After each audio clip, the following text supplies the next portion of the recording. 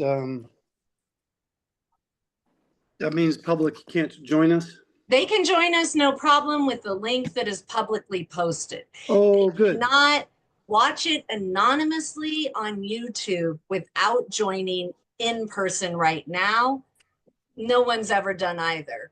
And I will put the recording on YouTube and make sure that I have everything saved at home for emergencies in the future.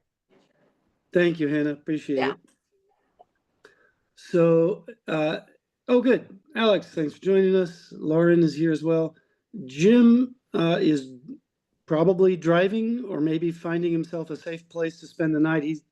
He's traveling. Oh, here we go. He says it's on his laptop, but he's having trouble with the motel Wi-Fi. I imagine he'll join us as soon as he figures that out. So other than that, we're here, and since it's being recorded, I guess we'll just make Jim suffer when he prepares the minutes by having to do it from the recording. Therefore, I convene this meeting at, oh, my clock doesn't work, 5:34. And Lauren, yeah, we see your name, even though we don't see your face.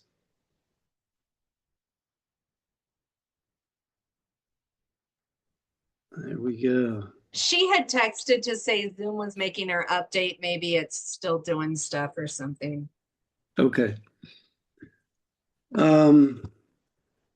I'm going to, unless anybody really objects, dispense with reading the mission and vision since we're on Zoom. Is there anybody who does not have the agenda? Because I think it didn't get sent out this month. It was only posted to the website, which I didn't realize until Alex McKenzie pointed it out. So is there anybody who needs the agenda? Alex T, raising your hand. Alex, do you want me to email it to you? Thanks, Chris. I got it from Jim. Sorry, Alex. Would you like me to email that to you? Yeah, okay.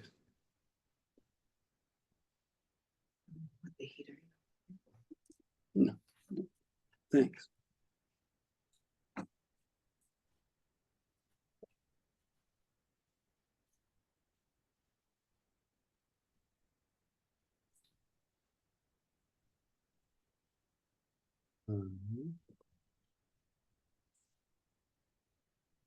It's an unusual way.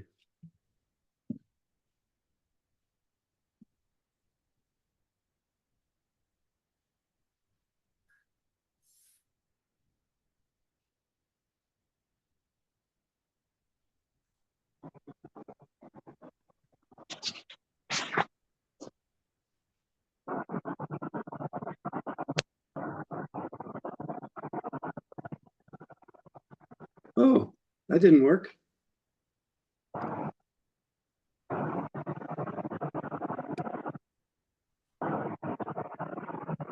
Hey, Gary. Yeah. Hey, Jim, you made it. I'm on my phone instead of on my laptop, but all is well. Well, thanks for joining us. I am currently emailing the agenda to Alex Tager, who didn't get it. Do you need it also, Jim? Shall I include you in the email? Sure. Excellent.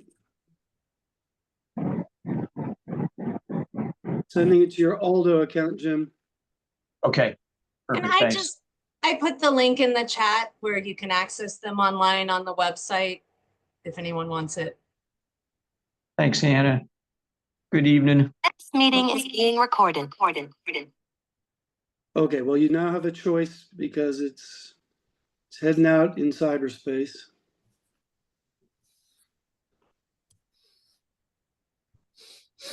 The item we're on is the agenda review, and that's why I'm waiting to get it out to y'all.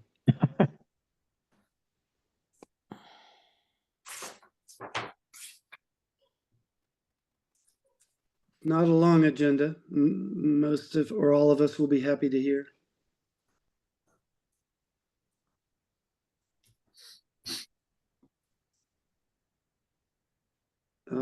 Alex and Jim, I guess you can let me know when you've received it. Just, I've got it. okay. Jim? Um, I don't have it. I'm gonna have to go without it. I have, Okay. it's too tiny here. And I may slip away. I was counting on using my laptop, so I probably have to slip away to the car and grab my charger, but just proceed without me. I'll be right back. All right. Anybody have any changes to propose for the agenda? And I can't see all of you, so you will have to speak up. Actually, I can. By good fortune, all of the governing council members do fit on one screen. So hearing no changes, I'll take a motion to approve the agenda. You just raise your hand if you want. Okay, Sebastiano waved his fingers. I'll second it. Second. Thank you, Alex. All those in favor, why don't you like put your thumbs up or something? Oh, it's being recorded. So Lauren, you're gonna have to actually be verbal. I am verbal, and now I am also joined with my phone for the picture and my computer for the audio. Okay. Oh, nice. There you are. But now I can't see all five at once. Oh, well. Well, maybe you can select my iPhone as a choice. I wonder. Look at that. I can move you around. Harry, we have an update from the development committee, if that's of any consequence, if it needs to be. Sure. I'll add that to the committee reports. Right. We're not on there though, that's why I mention it, but it's. Yeah, no, you're not because. It's fine. I'm just letting you know. Perfect. With that change, all those in favor of this agenda, please say aye or raise your thumb. Aye. Aye. Okay, looks unanimous. Thank you. And we still have no public on this call. That seems to be true. Business manager report. Justine, thank you for being with us. Now that we're doing the finance committee review every month, I'm wondering if you need to join us. Do you have an opinion about that? No, I mean, I'm here for questions if you want. But yeah, either way, I don't have an opinion. I think it's great because there could always be questions. I just remember Thursday was tough for you. Is this working out okay? Yes, I do have another meeting at 6.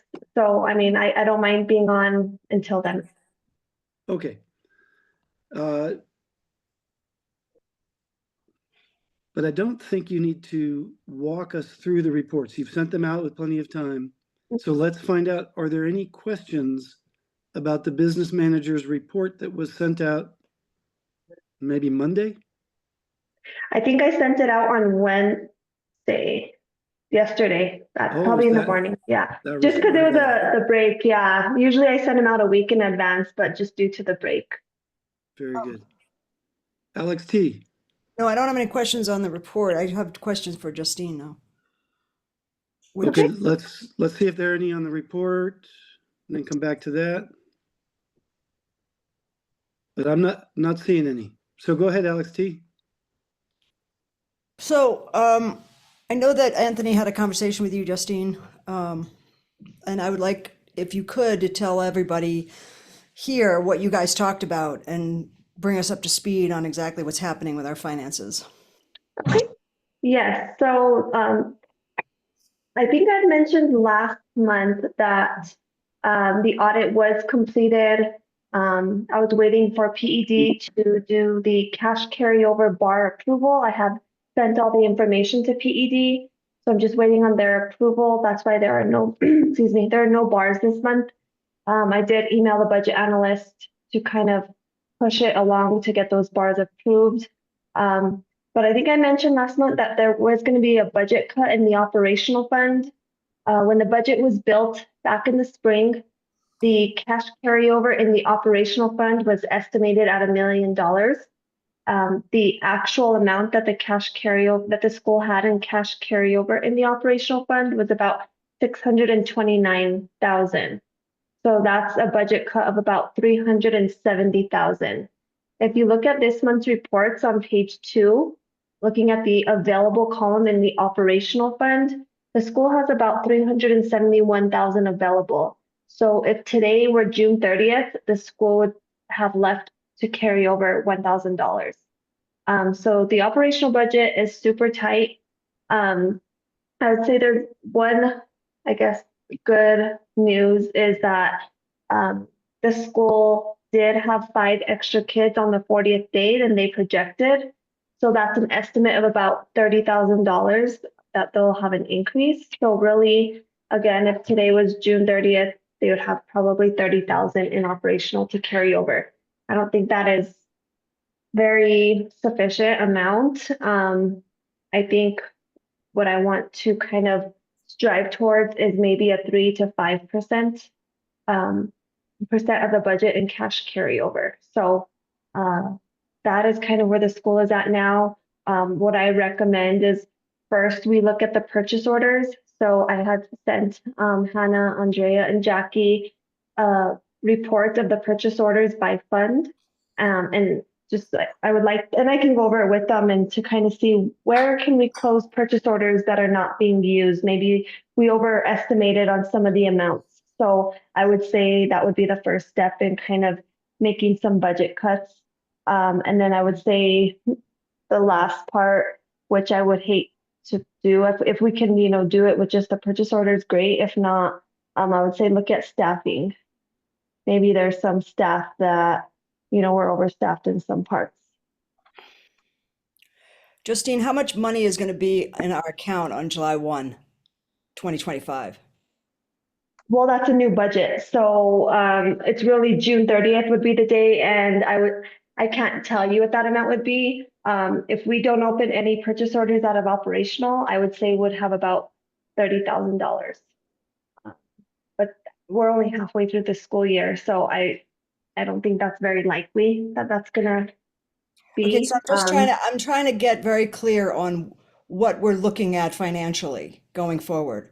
If we start the school year in July, and what's going to happen to us financially? Are we going bankrupt? I mean, I don't want to put not to put a point on it, but we need to know. So the bank account, the actual physical cash that you have in your bank account, you do have a lot of money just because you have a lot of capital funds. So in your bank account, you have about $700,000. That's actual cash. On a budget standpoint, which are two different things, yes, if you do not make these budget cuts, your budget will be in a deficit. So there's just a difference. You're not going to be bankrupt. You're going to have cash to pay payroll. Everyone's still going to get paid. It's just on the budget piece, the operational fund will be negative if we don't make the budget cuts. And Justine, just a point of clarification, and you and I discussed this, you could transfer money from operational to capital, but you can't transfer money from capital to operational. So that 700,000 is not a source of operational funds potentially. Just wanted to make sure everyone was clear on that. Right. And yeah, so there you will see on the reports that I sent out. So like page 2, 3, and 4, there are some funds that are positive, but those funds are for specific uses only. Like, for example, the universal free meals, that's only for food services. I can't be paying salaries out of that account. The capital funds that we're talking about, you have about 100,000 in SB9. That you can only use for student technology, software, or furniture because the school does not own their building. So if the school owned their building, they could pay the lease payments out of there or maintenance on the building. But Justine, we have in fact gotten permission to use SB9 because it's owned by a public institution. For maintenance?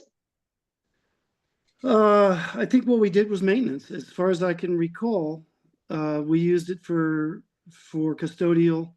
Okay. But I have to admit I'm not clear about the details, but I do remember them saying, yes, because it's publicly owned, you can use SB9 and HB33 for that.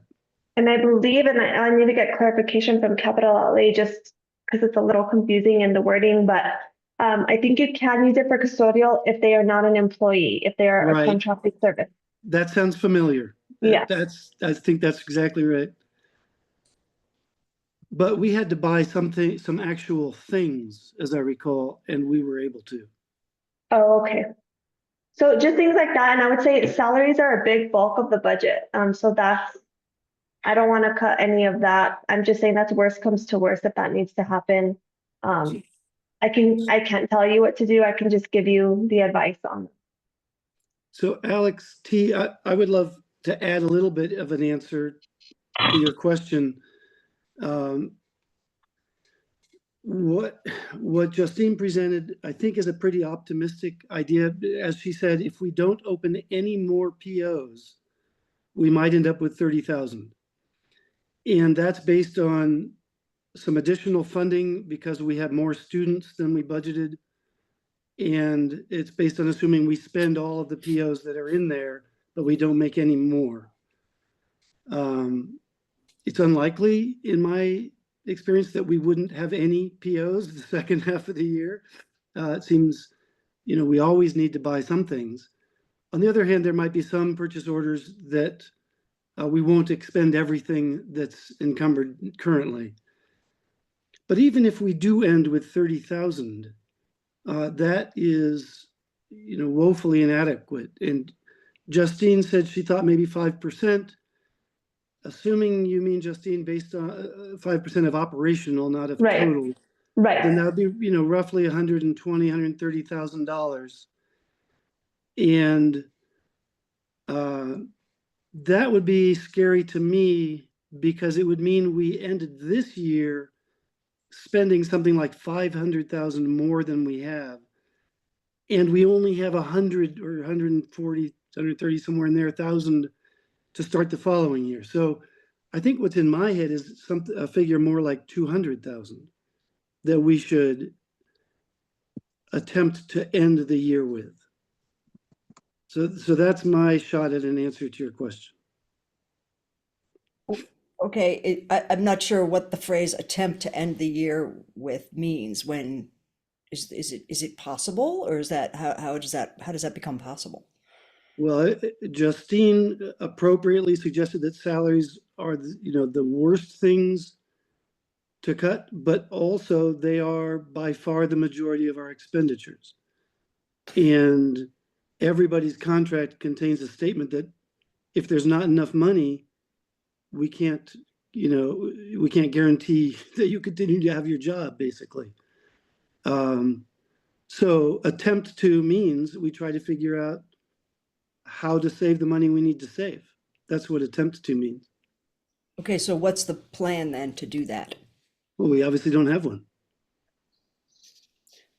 Okay. I would say let's start with looking at the purchase order. So I just sent the report today, and I can meet with Hannah sometime, this month, and we can kind of go over that report to see what could be cut first as far as the purchase orders. Is it realistic to think that the purchase orders are going to get us there? Well, we have about like 500,000 in encumbered purchase orders, so it could. I mean, it just depends.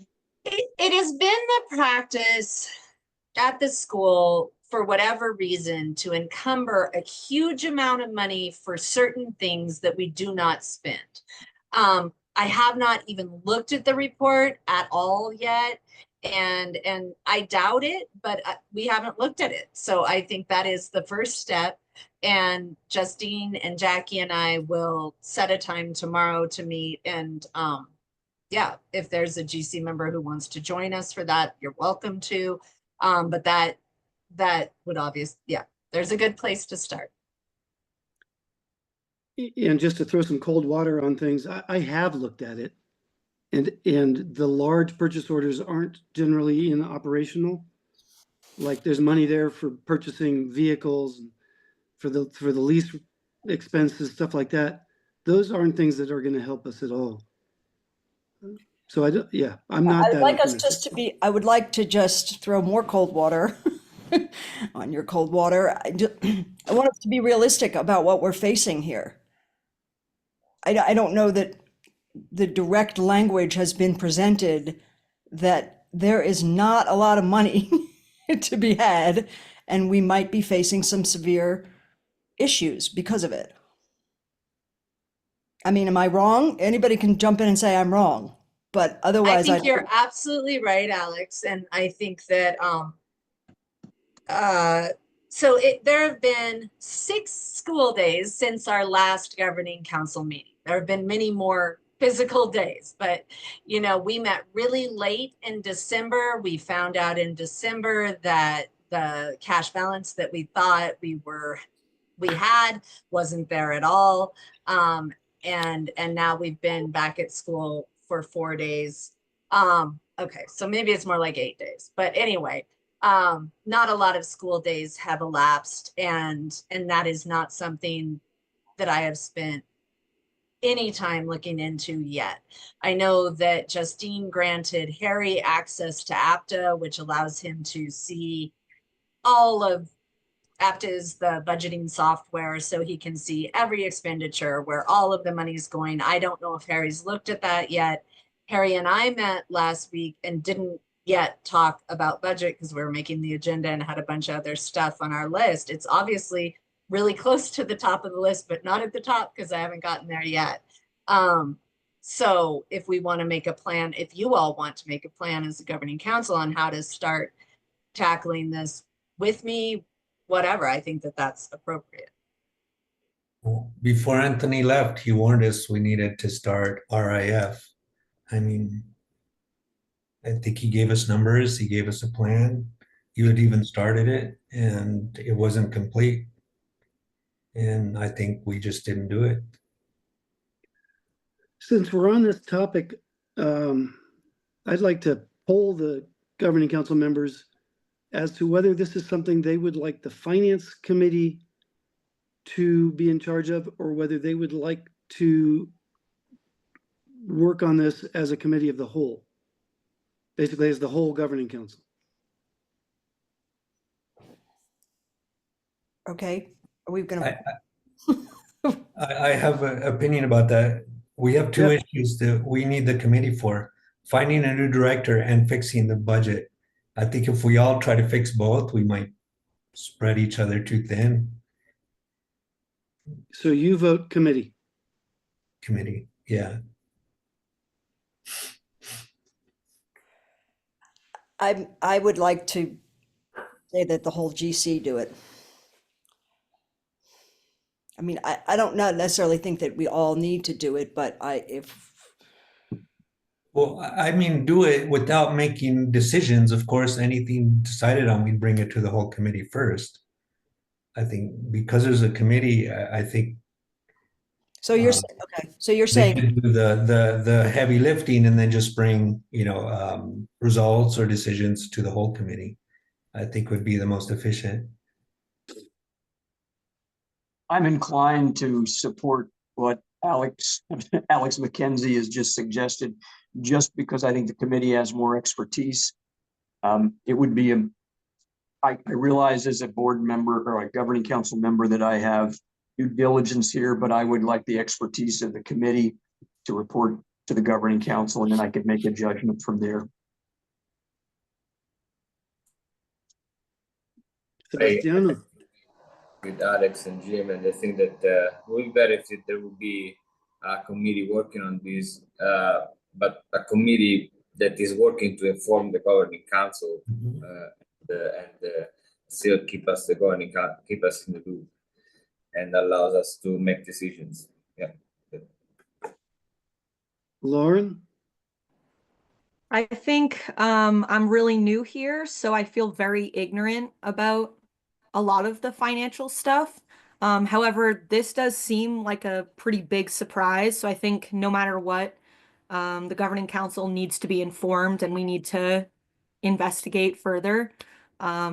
So I guess I'm more on the side of us being more involved, just because I think I have a lot to learn, but also not good to be surprised about financial situations. So I'd like to, I guess I figure it's my turn, Alex, and then you.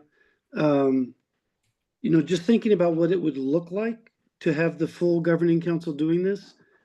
we would have to be able to find time to meet, once or twice a week, I would say, for the next few weeks. And I don't relish the thought of getting the six of us to select dates and times for that. It just seems really difficult to me. So I guess I'm strongly in favor of having a committee be the one that looks at the details and comes up with the suggestions, and then we bring that to the governing council. Now, whether the governing council wants to have a special meeting to discuss it before our next regular February meeting, that's, I guess, a different question. Am I remembering correctly, Harry, that we do have, like we're meeting early before the next meeting? The finance, you mean the finance, who's we? No, I mean I'm sorry, I don't have my minutes in front of me, but I know on my calendar, it said that it's a special meeting and then we're going to meet before the 5:30. Am I hallucinating, or is that accurate? Because I'm thinking if we've already got that on the schedule, let's seize the moment. You're saying that the governing council is meeting before the governing council meeting? The regularly scheduled meeting, yes, it's an annual review, and let me see if I can hunt my minutes up here.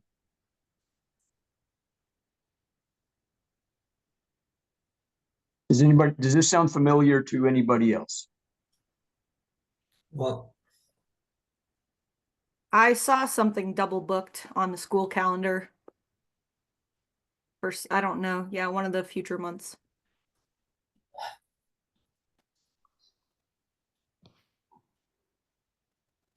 There's nothing on the school calendar that I see for February, Jim. I'm not saying you're wrong. I don't know personally, just so that's my.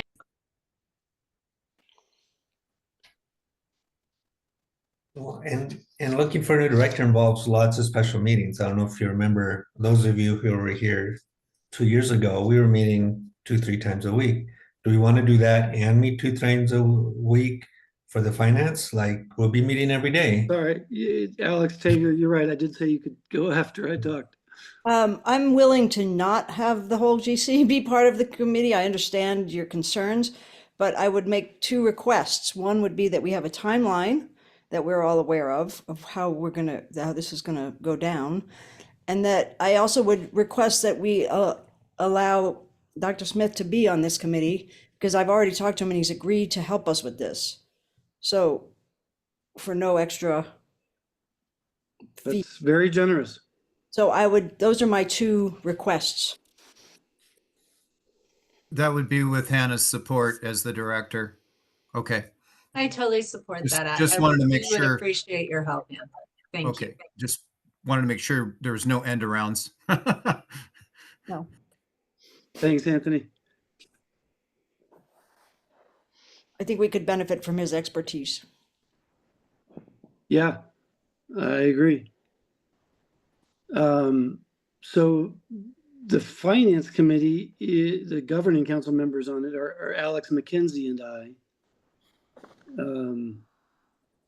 And Anthony has volunteered to be part of this effort, and Hannah is indispensable, I would say. I'll be there for sure. What I'm seeing is that it's 6 o'clock and I know Justine has to leave. So I think we need to let her finish whatever her piece is. And then Justine, I'll be in contact with you, like what we need from you, what our plan is. But I just wanted to bring up that timeline. Thank you. Thanks, Hannah. Does anybody have anything pressing for Justine? I just had one thing. So, Justine, we talked about budget versus actual in operations on a monthly basis. And I think you said to me that the operational budget is overspending, so to speak, budget versus actual by between 50 and 60,000 a month, I think is what you said to me, right? Well, so not operational, but I would say all funds as a whole. So looking at that bank account register activity, and I think it was pointed out last month as well. We look at the reports that I put in these monthly reports. I only pull that report for the month prior. So the one that's in this month's report is just for December. Last month's report will just be for November. But like, for example, for the December one, we had brought in revenues in the month of December of 305,000, but we spent 358,000. So that's kind of the trend we've been seeing every month, that we are overspending our revenue. I mean, our revenue should be exceeding our expenses. And that hasn't happened in the last couple of months. So that's kind of a trend that we've been seeing. And Anything you else? say, sorry, Go ahead, Alex. and is there a certain category that's a culprit? That's the big increase? I haven't, researched that. Well, it's something we'll have to investigate on the committee. Yeah. Okay. Okay, It might Randy, just be the salaries. I Like mean, Harry pointed out earlier, a starting point for that side, that side of your question is staffing and contracted services. mhm. and I would just make a quick note, Alex assumed there was an increase in expenditures in his question. And I'm not sure it's a huge increase. I think we overspent the year before by a lot also. So, we've been running deficits. The $1 million extra made it, I think, comfortable to do that.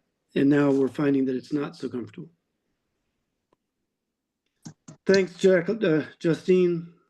You want to get to your other meeting, feel free. All right. Thank you all. Alex T. I don't think we approved the minutes from last month, and No, we are, let's see, let me get back to agenda.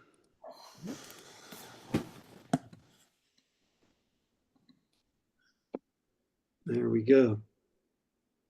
We were on, oh, you're right. Thank you. Well, Jim is here now. Did anybody have anything to discuss about the meeting minutes from December 17? I do. Alex T. I seem to be the big winner today. The whole explanation of the second paragraph of the minutes, the whole explanation of the money situation, I'm not sure is reflected accurately, but I could be wrong. Rather than enjoying a roughly $1 million carryover, the business office should count on only 629,000. Is that an accurate statement? Yes, that's what Justine just told us also. Okay. Right? We had budgeted based on 100,000. Did we assume? I mean, based on $1 million carryover. And in fact, based on the audit that just got concluded, what we have is 629. That's where she came up with the $371,000 discrepancy between what we thought we had and what we have. Okay. And I'll note now, in case any of you experience this confusion, unfortunately, that's the exact same number of thousands of dollars that shows in her report as available. It's a pure coincidence. And she and I discussed this morning. There's nothing other than coincidence to that. So there are two numbers out there that are both 371,000. Don't confuse them.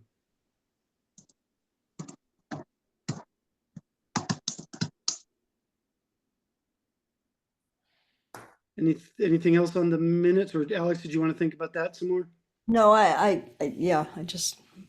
yeah, no, I'm good. Thank you.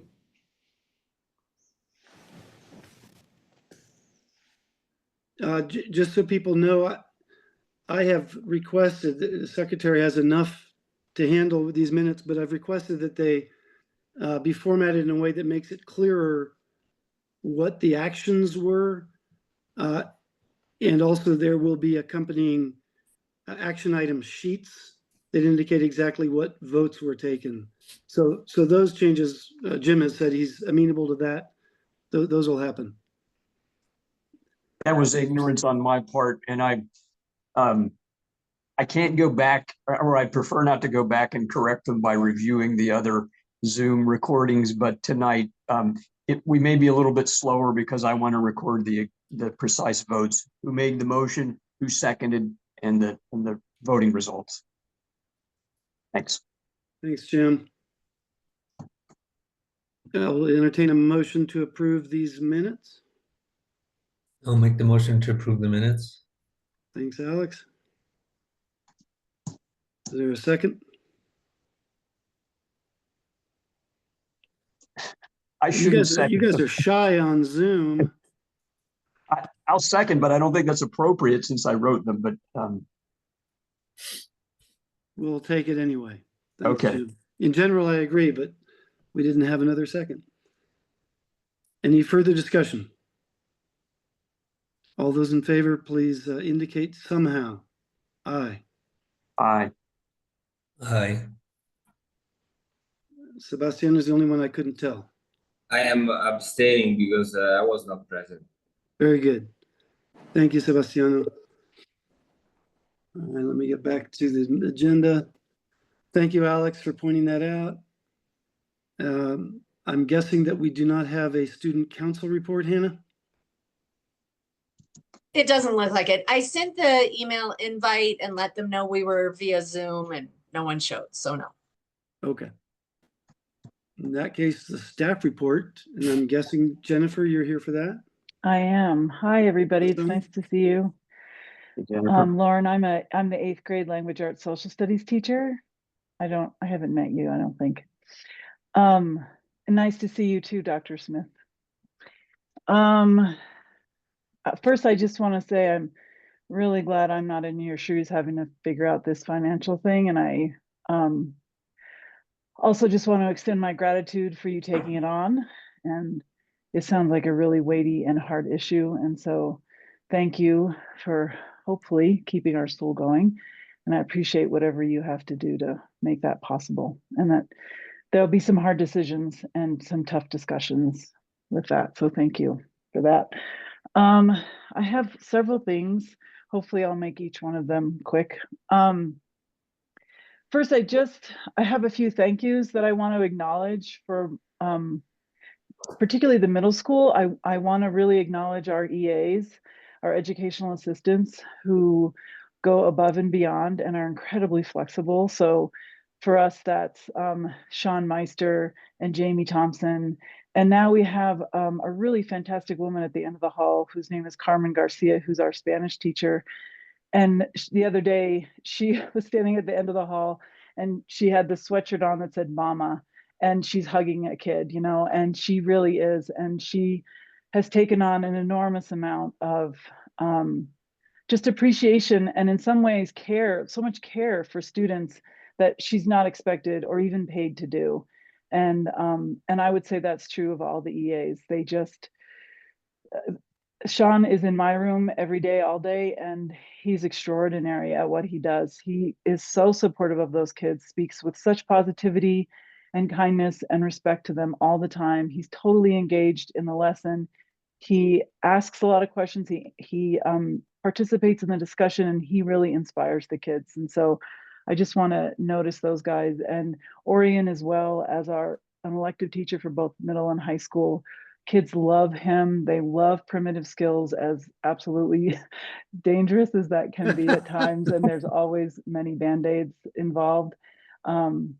Kids talk about that. They love it. It was snowing today, of course, and then so cold, and there's never a complaint. They come in smelling like fire and bringing weird things into the classrooms, and they get so much out of that.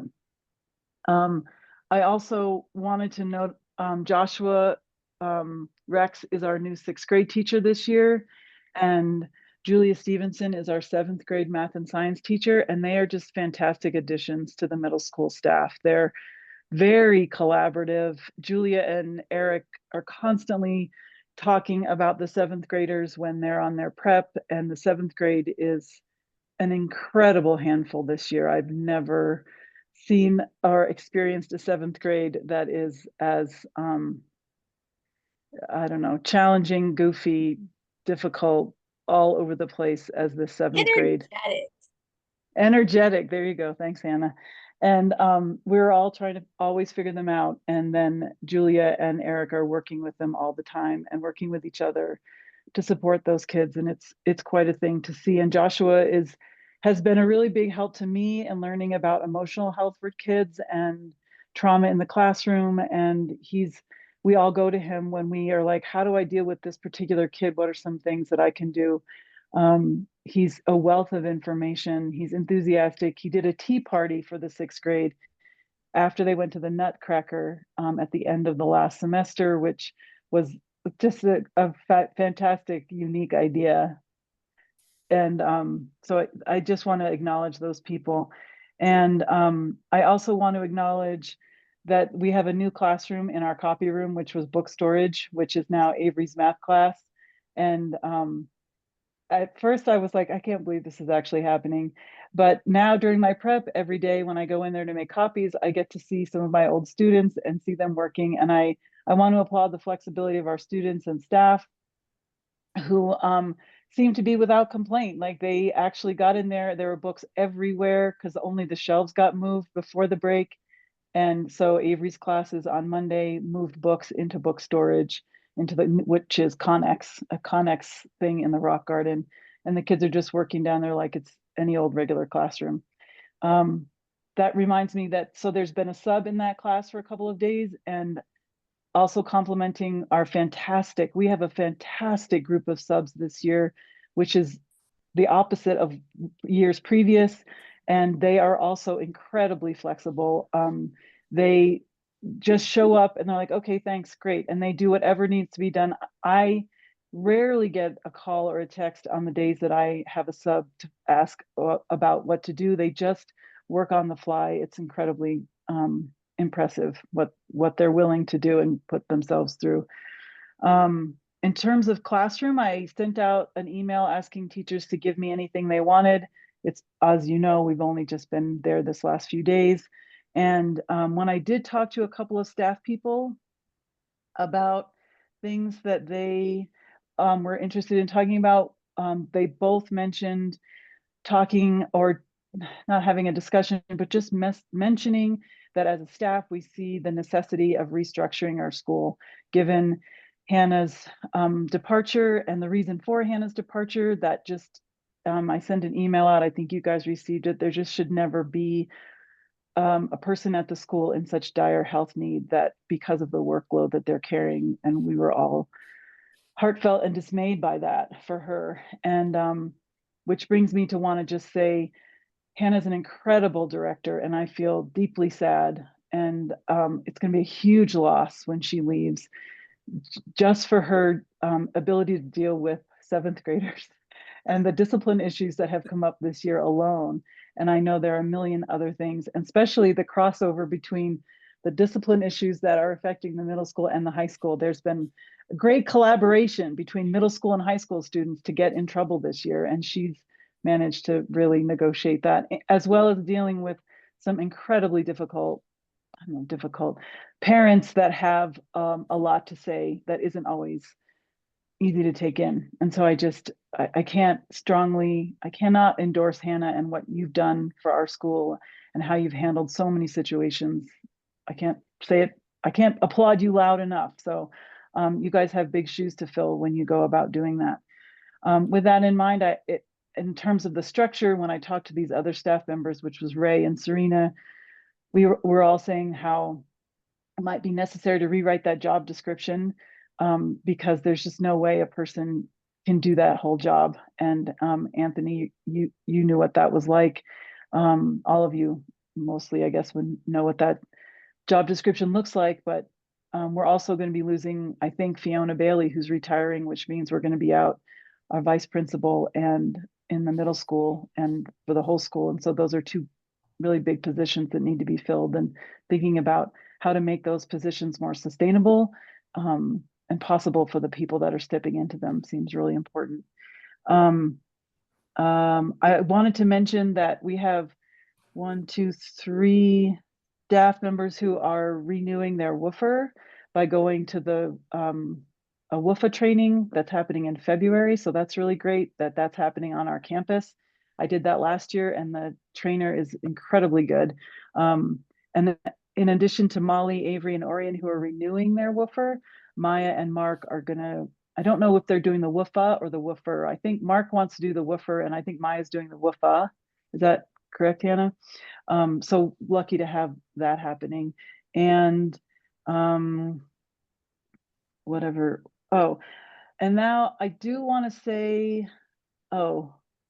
I also got to play a lot of cards today with students because we had a snow day and very few students, which makes me once again want to just acknowledge that we have really cool electives in the middle school. And one of them is games in Eric's room. And he teaches the kids all kinds of crazy card games. And then they teach us crazy card games when we have the chance, and they play with each other. And it's to be able to play cards with your students in the middle of the day for an hour, that was a real treat. I was really happy with that. I do want to address the what I hope would be a change in our grading scale. I had proposed this, I don't know when, a year or more ago. And I know that this is controversial and there are lots of opinions about this, but I would love to put in my 2 cents, which is to say, I really believe we need a D in that 60 to 69 category. And the reason I think that is that we have a whole different population of kids than we did when this school was founded without that in our grading scale. We have way more students. We have way more kids with special ed needs and learning disabilities, or just more unique learning abilities. And I, as a teacher, am without a whole bunch of language to describe where my student is at without having that D. A language to describe to them and to their families or parents. It's a precipitous fall from average to failing. And there's a big difference between failing and average. There is a place that is a D is an alert to parents, whereas an F is an alarm. And a D says, hey, we got to get together and we got to figure this out. And I think an F is sometimes can be read as it's too late. We can't do anything. Let's just move on. Whereas a D says there's more effort that can be made. A C is average. I had a daughter who got lots of C's and would have benefited from D's, I think. I think there's some grade inflation, and that's what Serena was talking to me about today. When a kid is at a 68 or a 69, and they really don't have a mastery of whatever that assignment or subject is, and we bump them up to a 70 because they're close, that looks very different to a parent and to a student than it says, I'm doing okay versus I need a lot more help. I don't get this. And I know that that has been part of the argument of having a D or not having a D is that it increases rigor. And I strongly disagree with that. I think rigor is not something that we see in the grade book. I think it's something that we have in the classroom and in our lessons. And the grade book is a final. It's the final pronouncement on whatever that assignment was, whereas the rigor is what happens as the teacher delivers curriculum, as the teacher continues to explain curriculum, as students ask questions, as the discussion happens, as the assignment is being done, and as that student is supported in doing that assignment. And so I know there's a lot more to be said about that. 70% of the staff at last recall, I think, wants to have a D. And I know my understanding is the governing council has said that's fine, middle school can introduce the D, but not in the high school. And I would strongly advise against that, because we have most of our students in the middle school are going to the high school, and to lose that communication, I think would be a huge confusion for them. And also not just a confusion, because we can get over confusion, but a big loss in their could be a big loss in their own self-esteem and ability to believe that they can overcome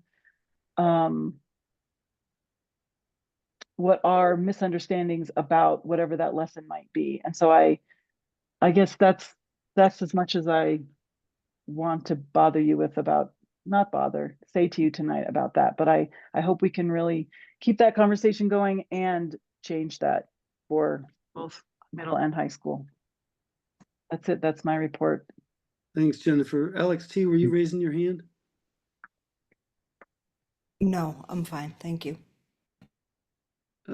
Jennifer, I had a question about the restructuring idea. As far as you know, is there any process going on among the staff to recommend specific forms of restructuring? Hmm. That's a great question. I don't think that there is at this point. Are you recommending that that's something we could do? Give you guys some recommendations as to what the director would or wouldn't be doing, or how to change that position?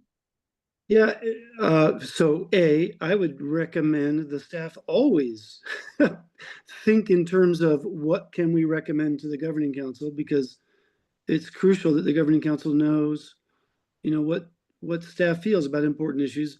But more specifically, B, it doesn't even just have to be about the director position. I think you mentioned some other positions that are changing. And I assume restructuring is more than one job description. So I think, sure, my recommendation is with all your free time on snow days that you, yeah, feel free to let us know. Yeah, ideally, there'd be some staff process for suggesting changes to make us more sustainable, both in terms of energy level, time commitment, and finances. Okay, yeah, I'll see if I can put together a group that wants to look at the job description or just talk about the structure of the school, what we need.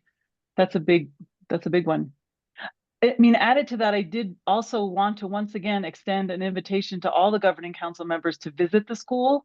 My understanding was that was part of the strategic plan from Dr. Smith, that governing council members spend a day at the school. And given that there is going to be needing to hire these new positions, I think it would be really, really helpful that you come and spend a day in the middle and then in the high school. There's so much going on, and there's a lot to see and experience, and yeah, there's a lot there. And I really think you would all benefit from spending a day at our school.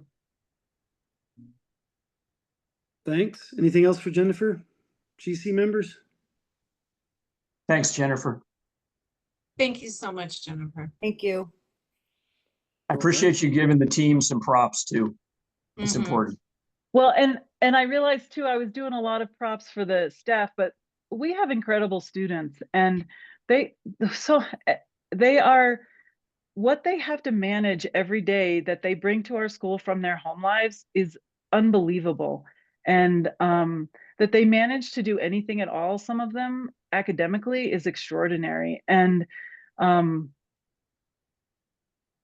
yeah, there's just a lot going on for those kids. And I'm enjoying the heck out of my classes this year. And I think that there is so much effort that kids put in to learning, and not just that, but to being a part of our community and building and growing the community. I can say that for the middle school. I'm not in the high school, so I don't know. I assume the same, but I think our kids are incredible. And so props to them as well. Cool. Thanks again. Thanks. Our next agenda item is the strategic plan goal manager reports. And I think. Sorry, Eric. Go ahead, Jim. Point of information.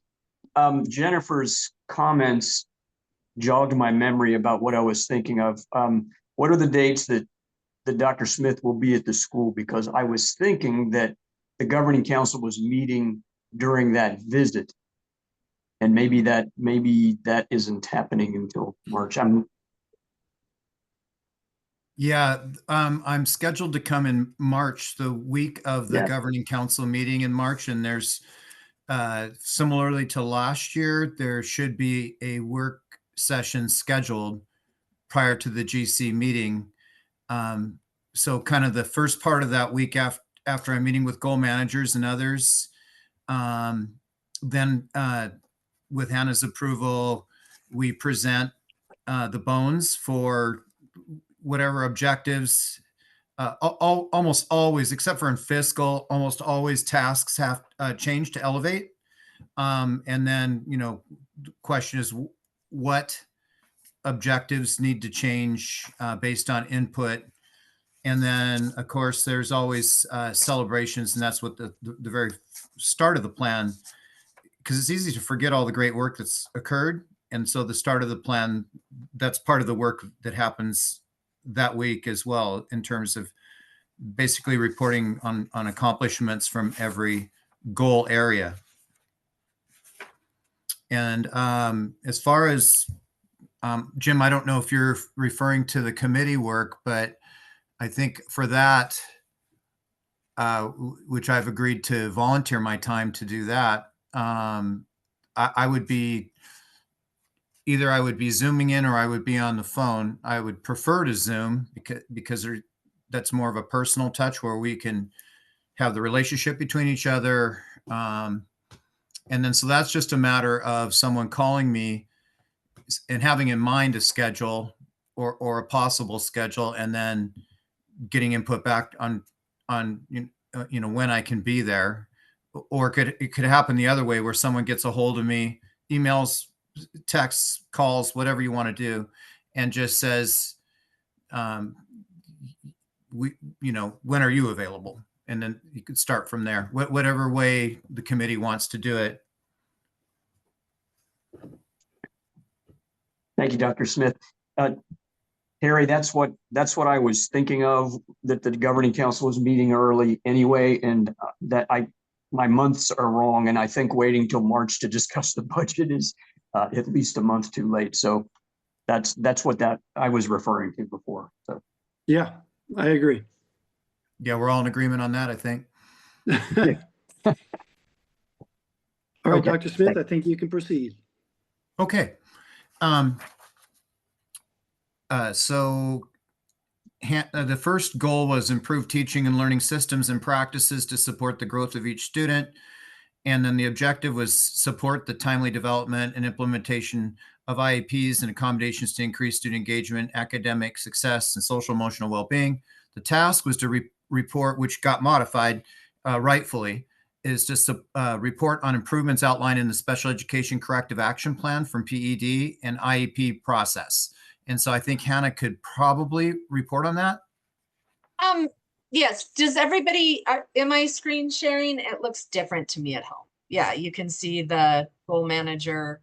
Yes. All right. Yep. And I spoke with Michelle, all of this had to do with a corrective action plan that we were put on by the PED because of being untimely last year with reporting something called Indicator 13. And Indicator 13 is just like kids who are 14 and over in their IEP process need to create goals for their life after high school. Are they going to live independently? Are they going to college? Are they going to trade school? Whatever that is. Anyway, none of it was reported. Now it is. That is the whole plan. That was the whole fix. All of us are aware that there were issues in the special ed directorship last year with timeliness and communication, and having a different special ed director. She has fixed that. She's turned it in. That's done. I can certainly answer questions about it. No Any questions for Hannah on that? that I see. No. Well, my question is, how do you report that to the PED that you corrected the corrective action?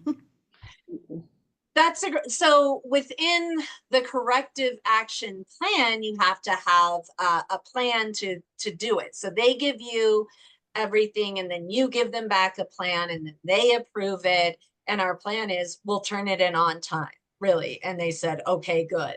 And it's actually all due Monday. And Michelle and I have been in contact, and it's all there. We're good for Monday. So I don't know what else to say with that. There is so much compliance within special education.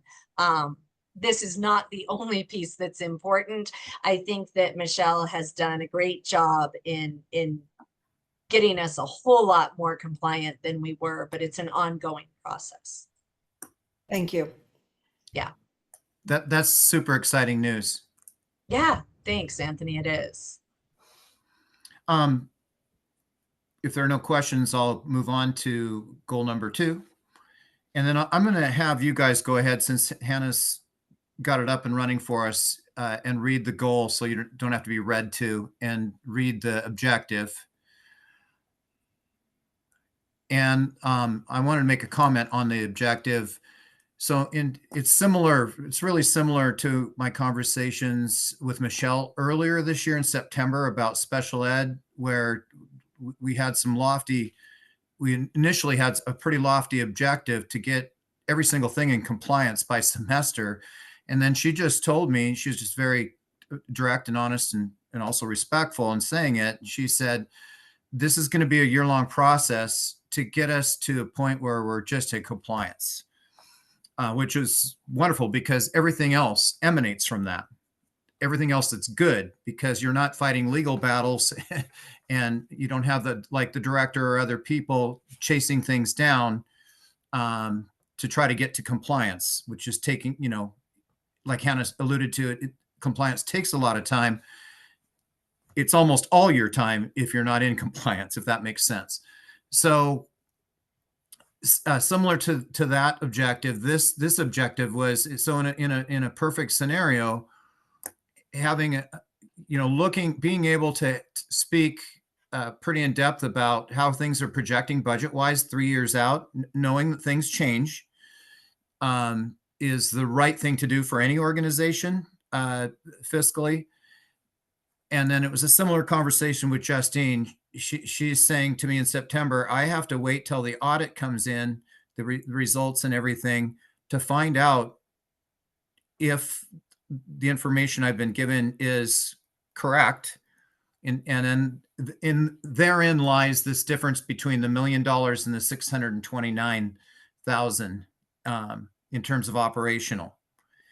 So this objective, I want to keep it there because that's the landing point you want to be at if to truly say you're sustainable, to say, we projected things out and based on current circumstances, we're going to be fiscally responsible out 3 years. And so I think that's a good objective to keep there. But again, just like special ed, what's being was focused on is let's get the facts straight about where we are, and then project that out to the end of this fiscal year. And then now Justine's saying in so many words, adjustments need to be made, and those adjustments need to start now. And I have purposely been staying for the whole meetings, the last couple of meetings, just because I wanted to hear her reports. And I do think she has, if you look to the task side of things, she has been providing a detailed budget report. And, last month, a detailed report was provided when she had the information. And then tonight she was able to kind of put meaning to that again. Any questions on the budget goal, objective, task? And if you all have questions, you just have to speak up because I can't see you with the screen sharing. Okay, I'm going to move on to facility operations and risk management practices to improve student health, safety, and learning. And then I reported, this was reported on at the last GC meeting, so I'm not going to spend very much time on it. But since that meeting, I stated that revisions would occur based on feedback, and those have occurred. And the form's been turned around for the trip budget form.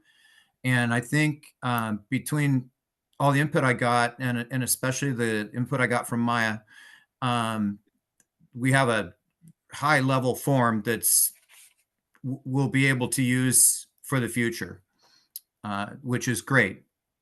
And now this is just another area of budget that'll be clear ahead of time instead of as things are going through. And Maya's excited about that as well. Any questions about that one? I want go to ahead. speak to that really quick, and then unless there's a question for Dr. Smith first.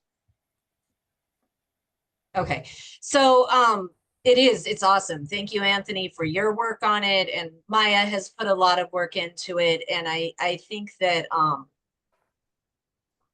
there is so much to building a school budget, and really we do an amazing job being incredibly frugal with our trips, but we run an expensive program.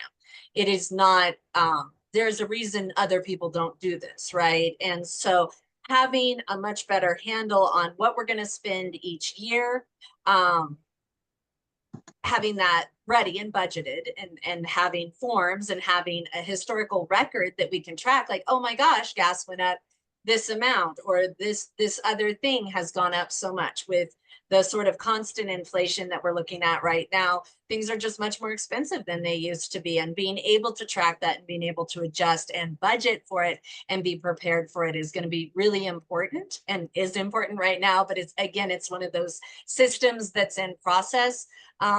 So I appreciate the work that's been done, and I see where it's going to be incredibly valuable going forward.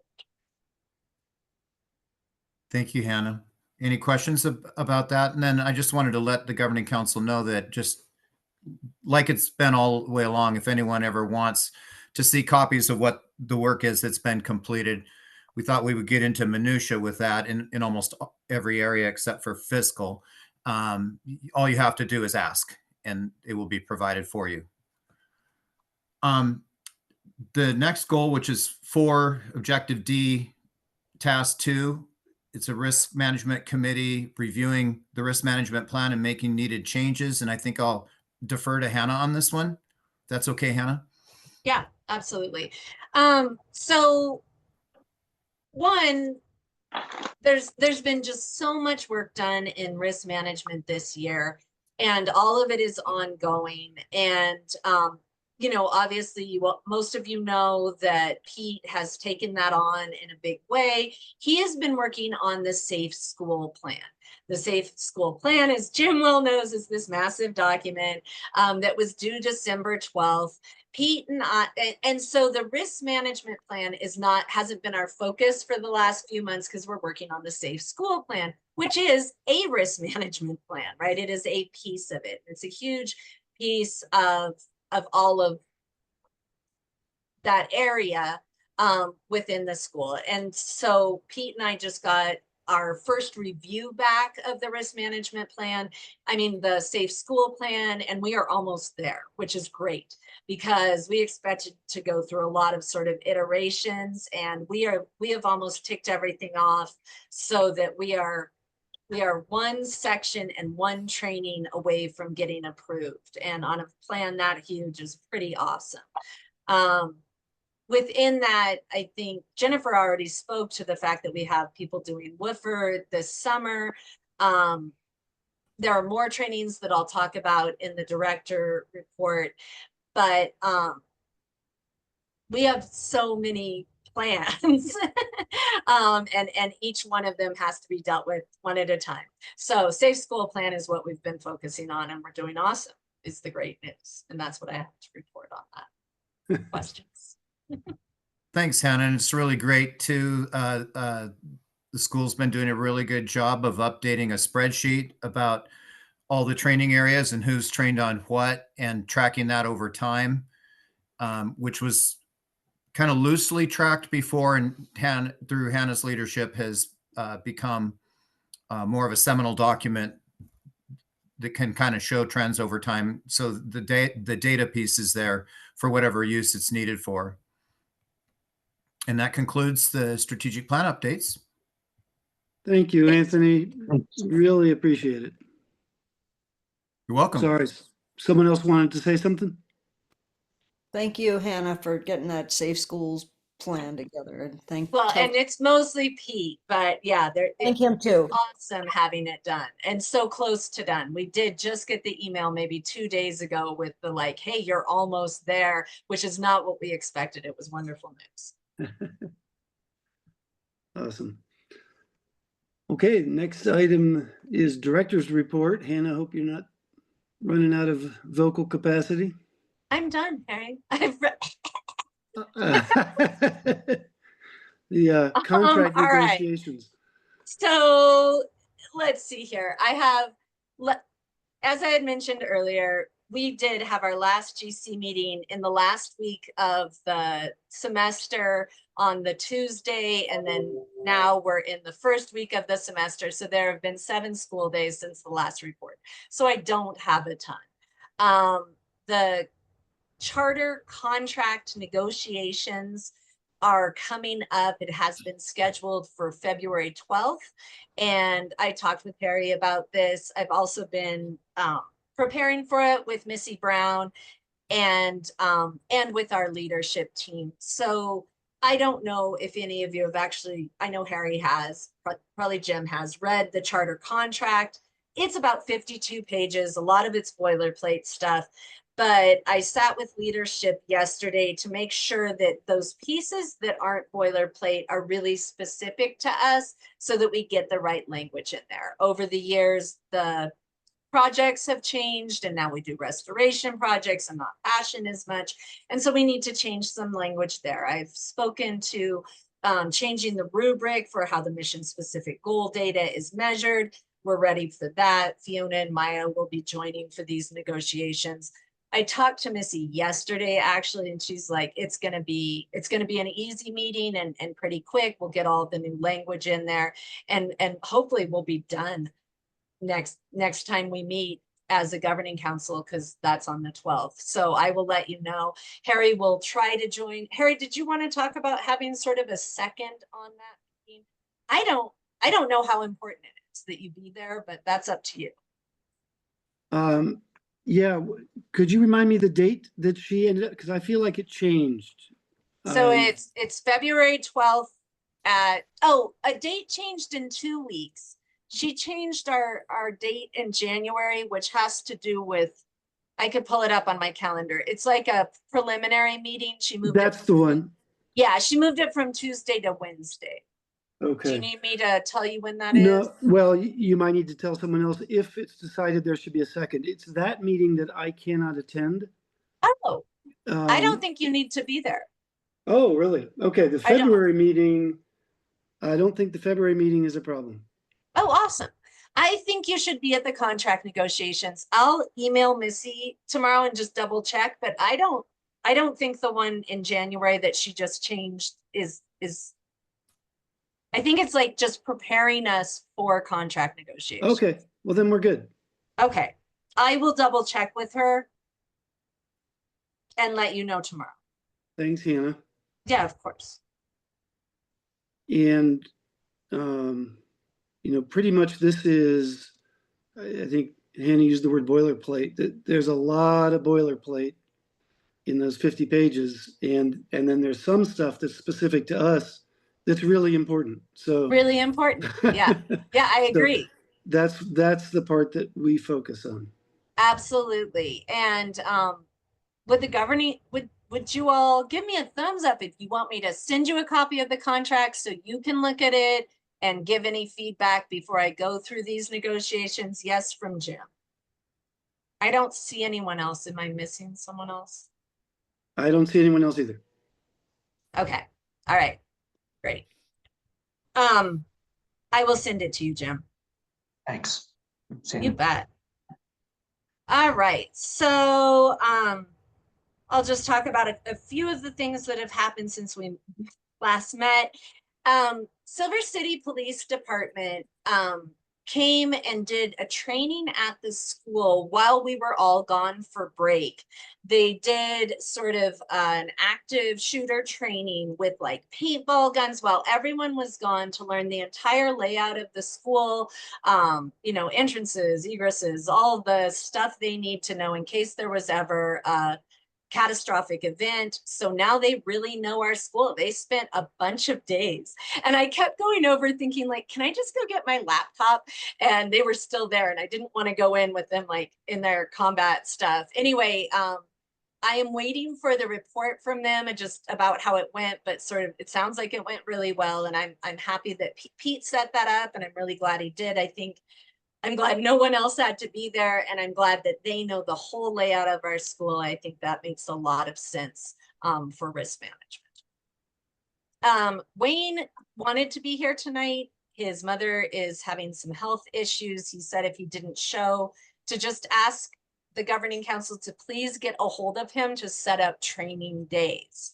He needs to do 5 hours with everyone, I believe, except Lauren. He's happy to do specific training or he can do generic, but he needs to hear from you so that he can get that done. I already told you our school plan is almost approved. I received the special project funding is, I think I told you all about this. The Public Education Commission takes a percentage of money every year, 2%, of our SEG, of the money that goes to regular districts, and keeps it for administrative costs. They've never exactly said, well, they say this pays commissioners, this pays for trainings, this does certain stuff. Anyway, now they want to start giving it back to schools to support schools with needs. And I applied for that money. We were granted that money. And Harry, you got the email, and Harry's like, what is our special project? I don't have one. Actually, I did, but it's like too late now for that one. So it's $10,000 to spend to address any areas where we were marked down within the framework that graded us for the renewal. So that would be within fiscal management, governing council, and whatever the special ed thing basically was. And so we can all think about that. Of course, Jackie and I meet on Fridays now, so I was going to bring that up with her, like what ideas do we have? What would be the most, 10,000 isn't a huge amount of money, but how can we make it impactful and use it well? And so I also welcome governing council input on that. I realize I've been talking a lot, so I'm going to give you a little wait time. Are there any questions or comments so far? Can we pay for our training with that? With the Wayne's training? Can we pay Wayne's fee with that? We already paid Wayne. PCS&M has been paid. So no, we have to do something that hasn't been paid yet. Good question. That would be perfect for next year. I don't know how long we get the 10,000. We could use it next year for our fee for PCS&M.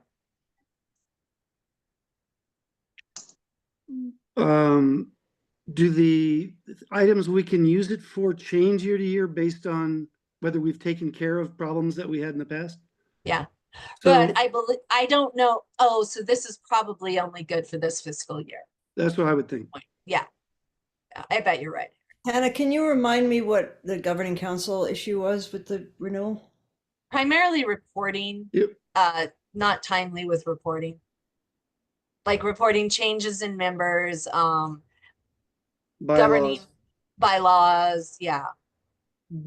And there were only a couple of things that we There didn't were- report timely. I was thought not- it was not worthy of a finding, but I guess they're picky.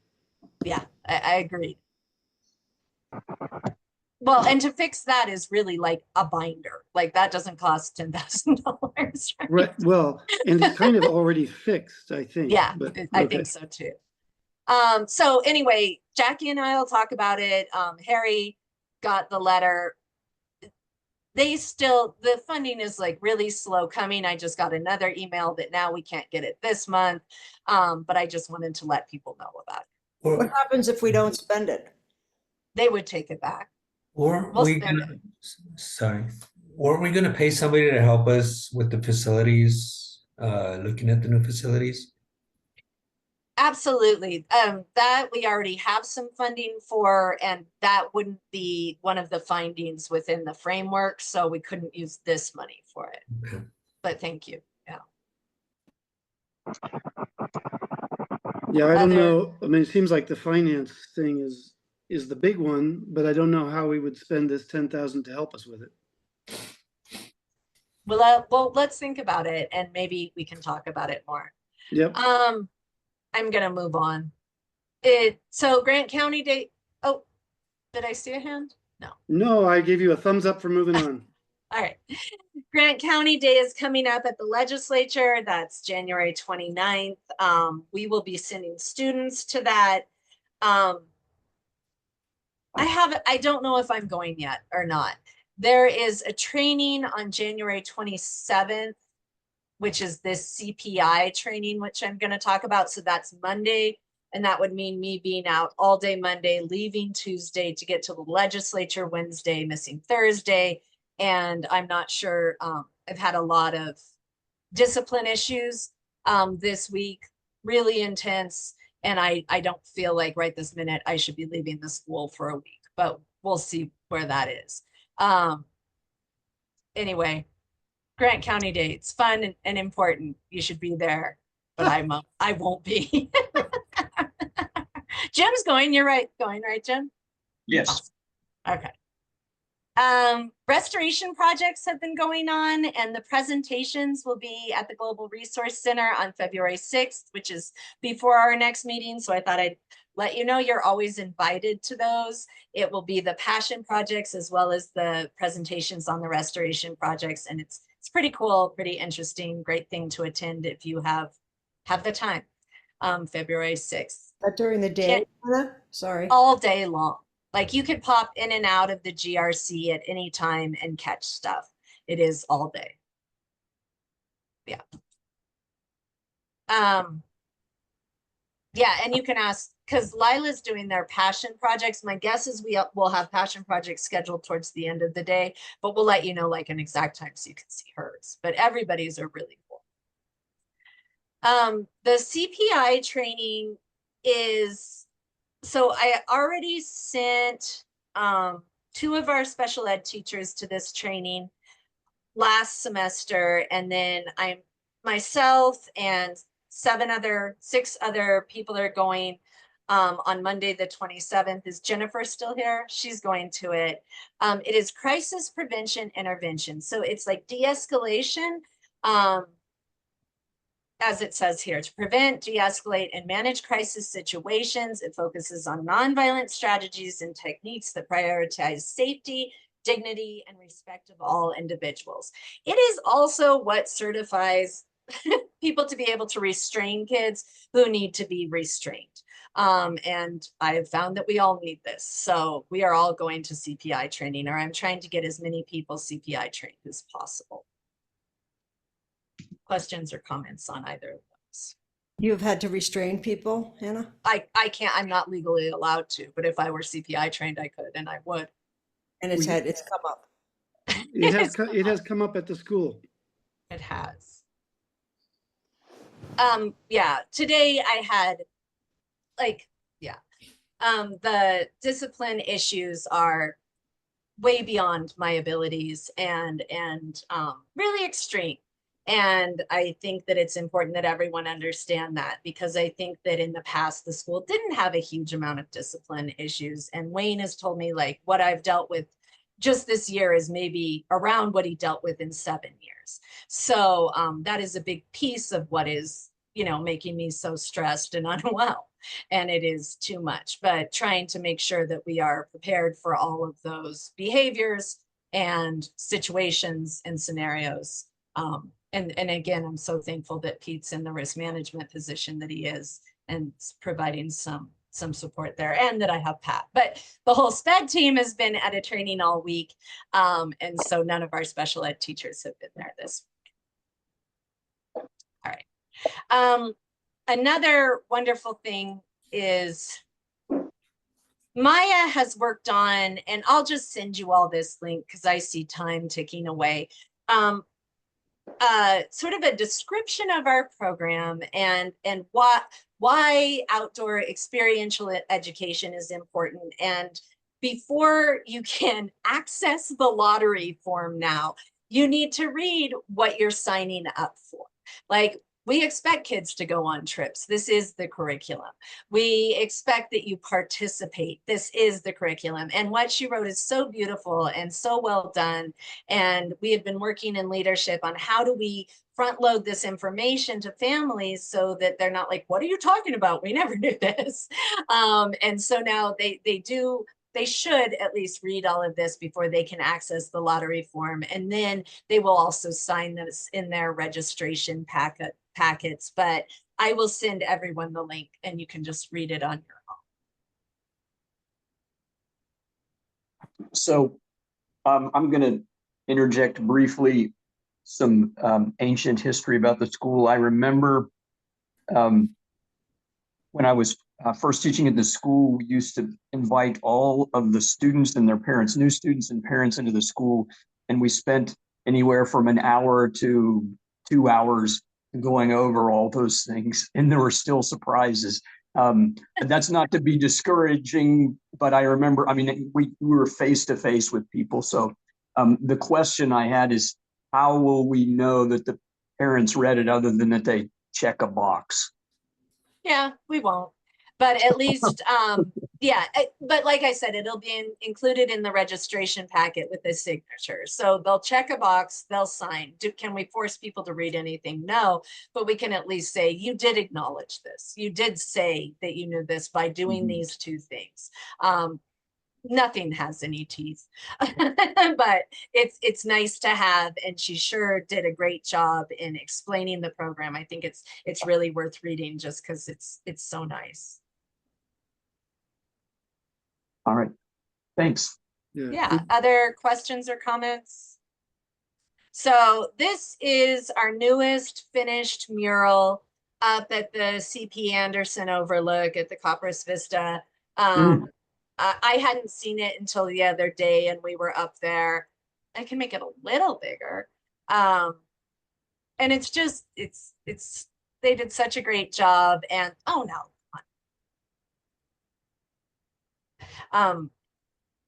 I didn't get the whole mural, but it looks great up there. So hopefully most of you know where that is and you can picture it, and they did a beautiful job.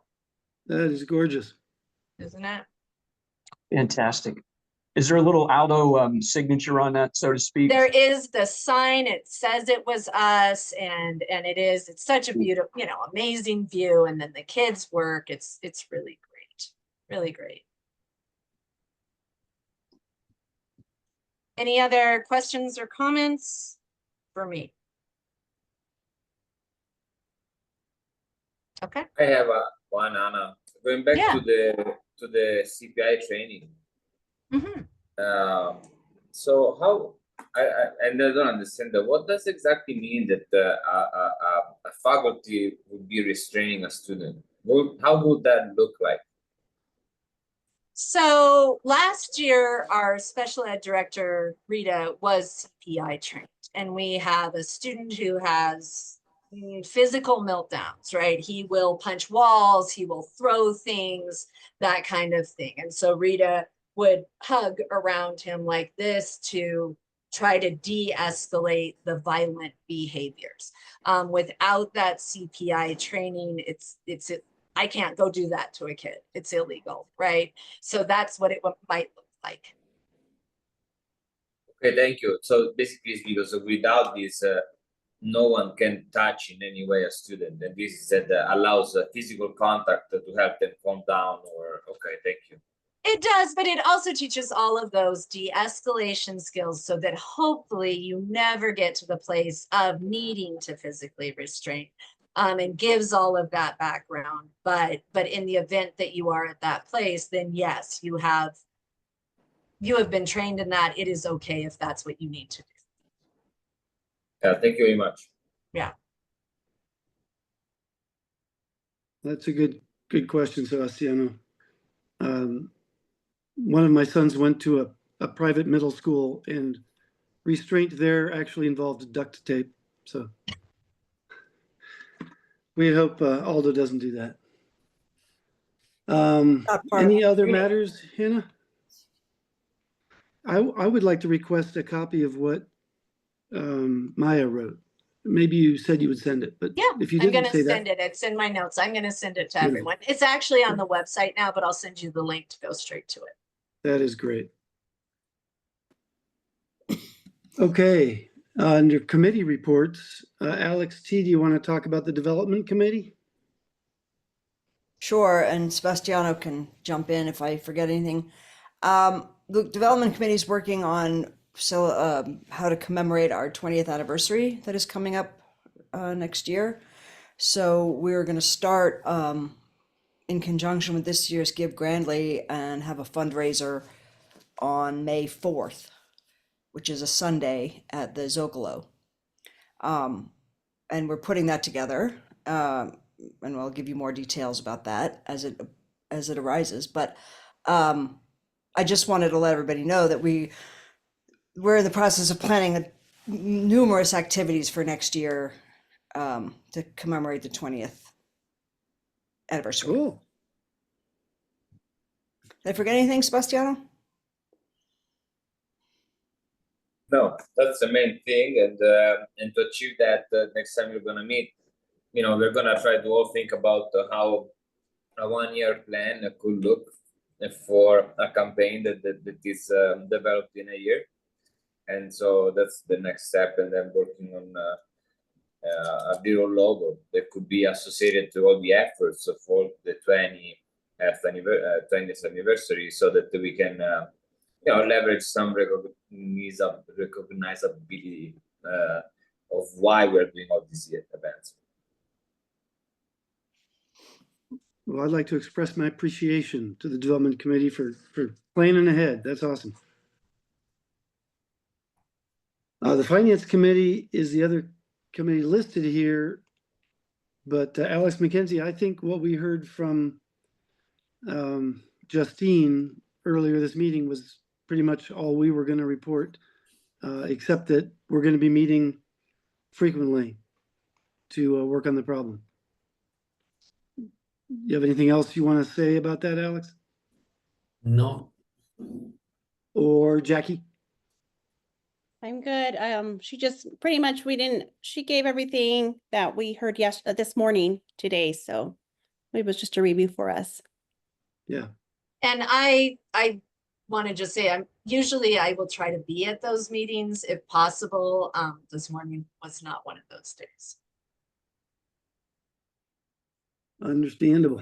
Thanks. We have no old business, unless you count the director's evaluation, which gets its own number 13. Jim, I know you sent us something. Do you want to talk about anything? Sure. Is that review with Hannah supposed to be in a closed session? Yes. And now I realize, let's see, I don't have a closed session on this agenda. Somehow I overlooked that. Are you prepared to do that, Jim and Alex? I think what I had planned, and forgive me if I missed any kind of very recent email from anybody. I don't have connectivity. I didn't have connectivity. I spent about 13 hours driving today. So if anything came in the last minute, I apologize. But my plan was simply to review the results of the staff survey, which I sent. Is that appropriate? No, I would say it's not appropriate in open session, and I apologize, there's not a closed. We shouldn't discuss opinion about personnel in open session. All right. And just so I completely agree, and I thought that was the case. Just so there's nothing that feels creepy about that, the survey results were overwhelmingly positive, and I'll just leave it at that, just so there isn't any concern like, oh, we have a dark secret. But I really agree that you don't talk about personnel in open. So. Larry, can we go into closed session without having it on the agenda? Yes, you can. It's allowed. It's allowed. Would you like to do that? Yeah.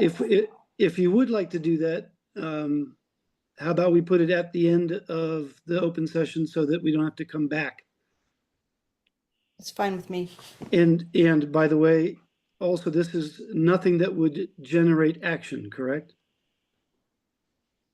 Correct. Right. So, yeah, so that's permissible. If there's action, it does need to be on an agenda. All right, so we will do that after governing council input.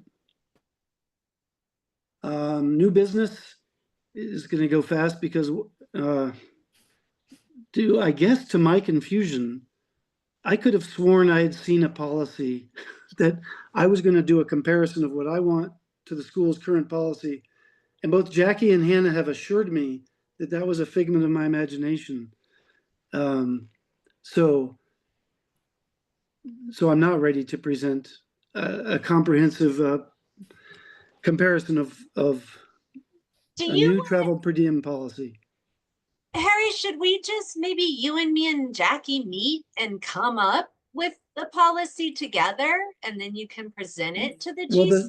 the school Based- has one de facto, right? There's one that's being used by anybody who travels. And I have the forms that reflect it, right? Those are the forms I filled out for the travel to Santa Fe for the renewal hearing. So I don't know that the school does. That's why Jackie created a form and created, here's what we're gonna use. Like, Jackie, do you want to talk about that? Like, she just used the standard state rate because we Right. didn't have a policy and we were reimbursing all over the place. And so she was trying to standardize by saying, here's the form you'll use, here's the formula that the form uses. And you were like, oh, that is a lot because it's like the standard state rate. Am I right, Jackie? Yeah, that is correct. And I think what was happening is that we were getting findings because people were turning in just receipts and then we were just reimbursing them. So now they do have to be itemized receipts. That has to be within the $59 every 24 hours. So at least we have a form that we can say, okay, we took your findings into consideration and now we're trying to fix them. We also received a finding for paying a mileage rate that was different than the Department of Finance and Administration's mileage rate. It was lower, it wasn't higher. And the auditors said they would remove that finding if I could show them our policy that calls for paying lower, and I couldn't find one. So that was one other issue. But there are other issues apart from the amount we pay, such as if an employee wants to use their personal vehicle on school business, currently they're not supposed to unless there aren't any school vehicles available. And it could be financially advantageous to the school to change that policy. So that's another piece of what I was looking at. Wouldn't that be an insurance issue? No, it's not. The insurance company doesn't, as long as we're following our own policies, employees may use their own personal vehicles on school business. So if They, of something course, hap- they have to have insurance, but our insurance company will also cover because it's school business. So it's covered. I mean, they'll cover anybody working for the school. Okay. But if our policy says they are not supposed to do that, and they do, that's different. So I think, sorry. And the First, only the second, I was going to say, and the only issue with that, I know that it had been brought to my attention because I know one of the staff members said, well, I have a hybrid and my car really doesn't waste any gas, but we don't pay gas receipts. We pay per mile. So it makes it doesn't really, at this point, we don't, if somebody takes their little Toyota compared to our Suburban, it's costing us about the same, unless we can change that, Harry. Exactly. well, and Harry, what you brought up is that yearly, the GC is supposed to approve a travel policy. And I think that for years, it hasn't happened. And so whenever it last happened, I don't know where that one went. I think we need one. And that's why I'm suggesting you and I and Jackie just meet and develop it. I don't care what it says. I just want a policy that we can follow. All right. And I don't know. Jackie has a lot of experience doing this, so I think that her input's super important. And then of course you do too. So why don't the three of us just develop it and then next time you can present it to the GC. But isn't that one of the 99 policies we're supposed to keep? No, that wasn't one of them. If not, Harry? To tell you the truth, I don't remember. Hannah sounds pretty clear about that. I don't remember anything about our travel policy Kelly Callahan bringing up. Because if it's supposed to be there, it should be on the list, no? It should be on the list. There are ones that you should have there. She just worries about statutorily required policy. This is like something we just need as a school. It may not be in statute. I really don't know. Well, so this is interesting. On her list, it is on there, and she has checked the column that we are up to date. So she So may that have means- gotten lazy, or she may know something we don't know. No, the list she sent me wasn't for us. I just asked for a list. Yeah, You sent me the list saying we had done it. let me clarify, Alex. She gave you the exact list she gave the policy committee 2 months ago, Ah, and our version was annotated. okay. She went through all of our policies, part of what we paid the PCS&M for. She went through our whole list of policies to see which ones were in compliance, which ones were missing, which ones were good. Okay. And she has this one marked as good. Well, it's why we need to go through a few of them every month, just Yeah. to make sure they're all updated, because there's too many, like, I've never heard of. Well, and again, in my book, that's the policy committee's job, and then to bring to you those that need to be changed or reaffirmed. Okay. If somebody feels otherwise, somebody wants the whole governing council to go through all the policies, they should let me know. But it's a lot of work. Let's find a new director first. Yeah, I agree with you. Well, and that brings us to the second item of new business, director search.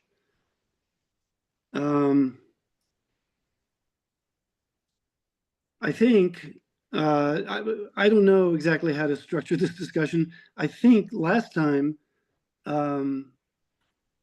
it seemed like there was a straw poll version of action that said we should hire a firm to help us. Do people agree with that? I do. And what about that 10,000 we're wondering what to spend on? Could we spend it on that as our project?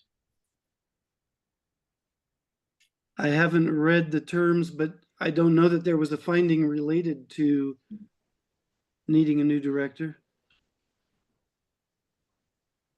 It didn't seem like, Sorry, go ahead, Jim. I was just gonna, it doesn't seem like that fits. It never hurts to ask. That seems to be, it would be worth our time to say, hey, this is a big change. May we use the money that way? And if we have the imprimatur of somebody, I say go for it. So my thought is Jackie is really good at, it just depends how you word something. And any finding, everything is under the director. So using money to procure an excellent new director, to me, would fit those guidelines if we worded it well.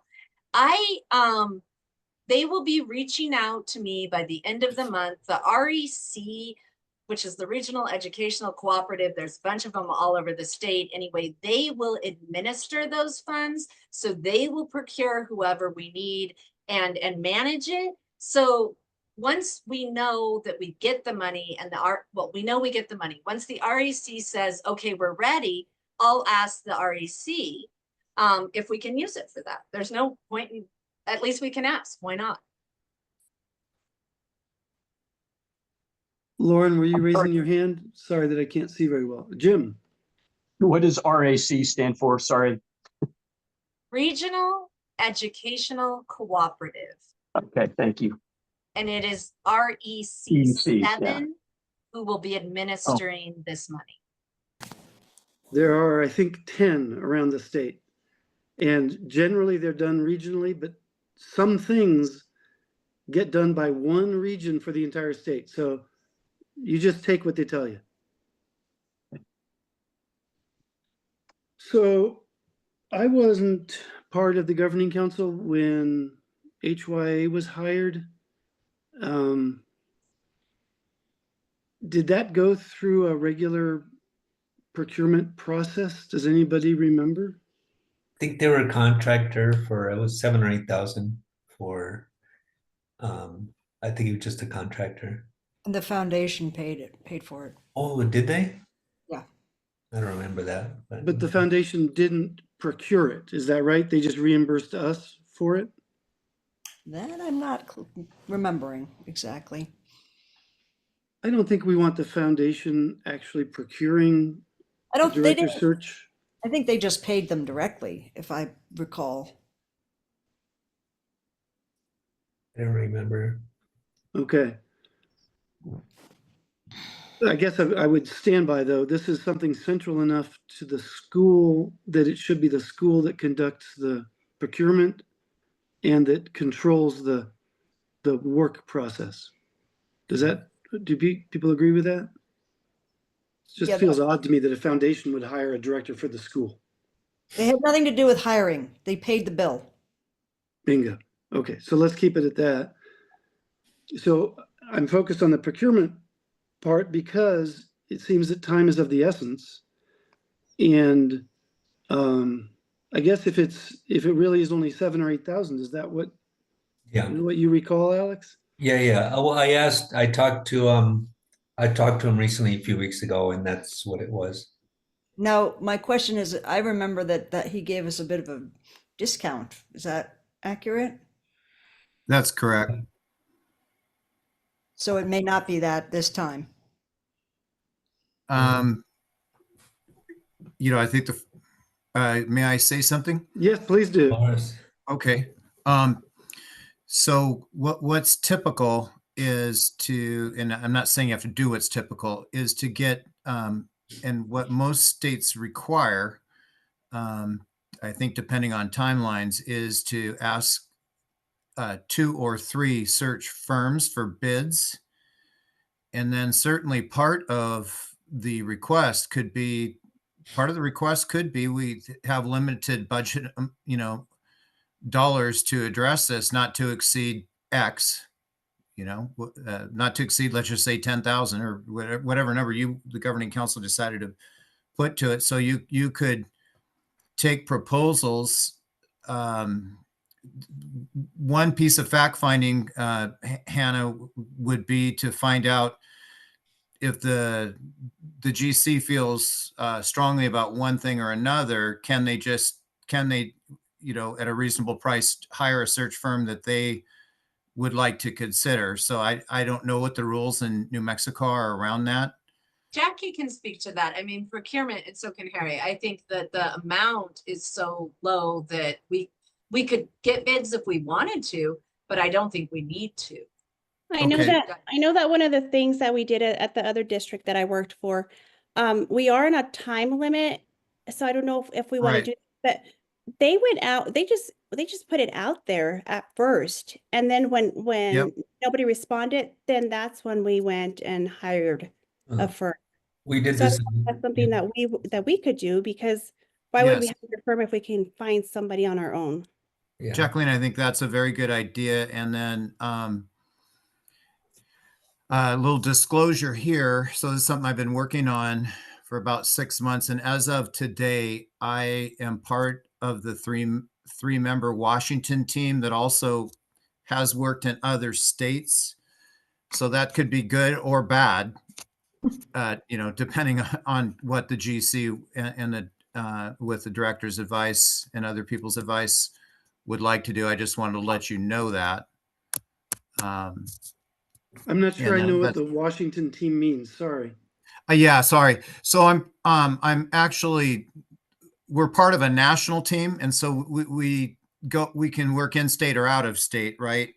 And then it would be most of the people, well, at least some of the people on our team would not be involved in that as far as Aldo goes, because they don't have, frankly, the expertise.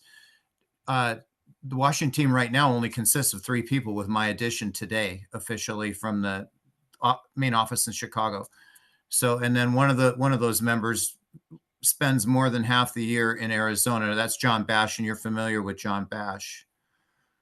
And so he does searches in Arizona and New Mexico, has help with searches around that whole area. They just did, believe they just did the Phoenix School District. Finished that. So it's just some information for you. That's all. Is an ad out there? Do we have anything out there at all yet? No. We should get on there. Yep. Can we ask Hannah and Jackie to start that process tomorrow? I know. Sorry. What's the process? What process are you referring to, Harry? Putting out an ad for search firms, just as Jackie mentioned that Cobra did.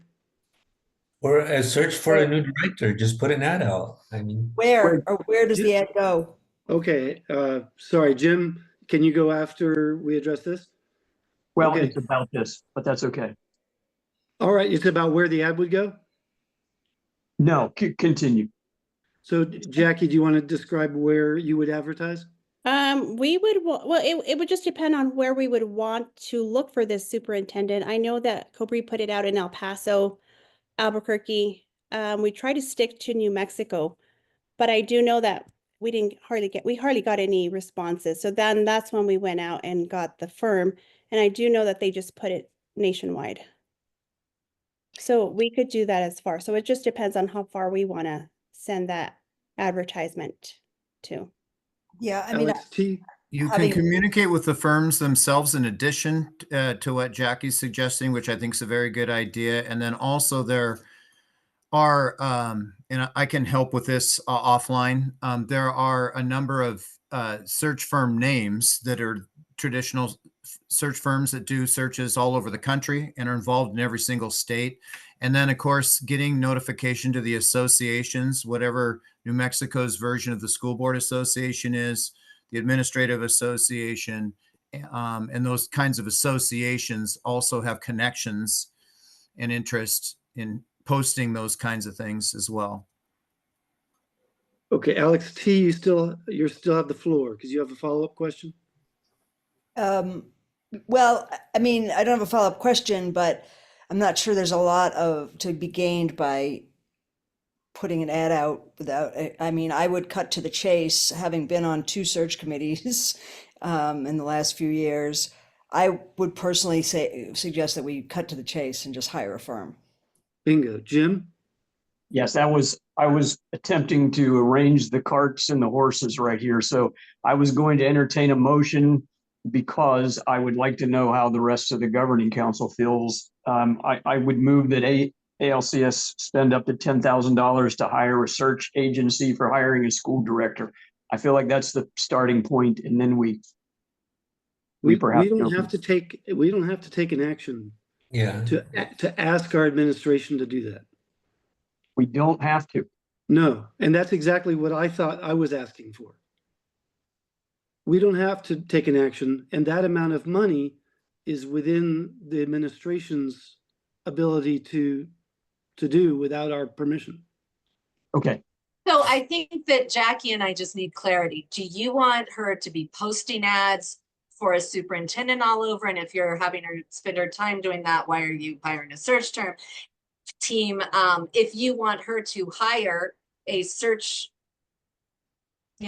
I am exhausted, I'm sorry, service, then do you want her to put it out for bid? Like, give her direct instructions so she knows what to do tomorrow is what I'm saying. And then also going along with that, if we're going to do like an official RFP, that is going to bind us into a certain amount of, like, it's a time frame. Like, we can't just say, hey, I'm going to contact this person, and then let's pick from those. It's going to be a time frame that we need to ask for proposals and ask for bids from us. Like, it's going to tie up our time doing that as well. Absolutely. But I think we save time by starting with getting a search firm rather than trying to advertise for the position. Okay. And what I was hoping we could start on tomorrow was the process of getting a search firm. And that involves, I think it would count as a request for qualifications. If you wanted, you're in charge, so you can do it. If you want to ask for bids instead, that's fine with me. But I think that we put a very short time frame on it, and we speed the process by doing what Anthony said, which is contacting some of the major search firms and requesting that they respond to this. Okay, we can do that tomorrow. We can do that. We can start. Jackie, I'd be willing to, my goal in this is for Aldo to get the absolute best director possible. That's it. I have no other goal because I'm personally invested in Aldo. And so I'd be happy to help you with a list. I'm sure you're also aware or could become aware of regional search firms, but I can give you a list of what I know. And I'll talk to John Bash as well, who's located in Arizona, has done multiple searches both in Arizona and in New Mexico with HYA. And then a decision needs to be made probably right now. It sounds like you have made it about communicating on this RFP and saying our selection process is going to be based on the RFP alone, or all of you have talked about the timeline, going through the RFPs and having every single search firm, like your 3 finalists, interview with you. I don't know if you have the time to do that or not. That's your decision. That's what they did in Walla Walla. I just got done with that process, and they ended up choosing HYA. That they chose 3 search firms and then 2 of the what would be governing council members participated in the interview process. Each search firm had like 25 minutes to present, to answer like 7 questions they had, and then they ended up selecting HYA. So that kind of needs to be decided now.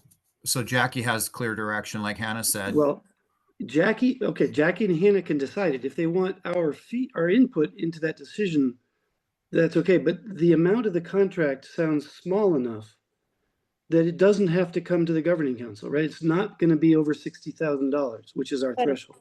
That is correct. So as long as it's not over 60,000, it's their call, and I would like to speed the process by leaving it up to them.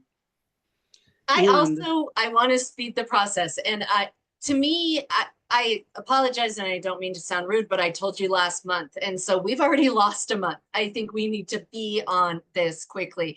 That's why I gave so much time, is so that it really allows to find someone. It's really, really important to me. I am also very invested, like all of you, in making sure that we find someone who can do this. And so I guess the clarity I'm looking for is, do we care what search firm it is? Is that up to the governing council? Do you want me and Jackie to just choose a search firm? Because we can choose one tomorrow. You can't choose one tomorrow and be following procurement code. Okay, good. All right. Then what do we have to do what you were saying, Jackie, is request qualifications? It depends how we want to do it. Do we want to request for proposals or just request for qualifications? And when we did it for Cobry, we did not interview the firm. What we did is that I believe that we had like 3, and then I believe that we had like 5 on the committee, and we just went over the proposal and scored them that way. Right. You just need to decide up front how you're doing it. Exactly, Jackie. Anthony, do you remember how we chose Haya? Was that you? No, that was not me. But Ken or John Walker brought the name of the firm to the governing council. Yeah, he was great. Like, unless there's some sort of conflict of interest because Anthony is being paid by us for other services. Well, I was starting to address that actually, and other people had things to say, but Anthony, I want to caution you about getting involved. I think providing a list of possible bidders is okay, but in my time, there were bidders who challenged RFP processes because a competitor was involved early on. Jackie's been through this in your area, so that's fine. And then the other thing is, John, as far as HYA goes, John Bash worked solo last time. There's no reason he couldn't do that this time, or have my help. The cost I don't think would be any different. I'll let him, if it's okay with everyone. I mean, this is a public meeting. I'll let him know that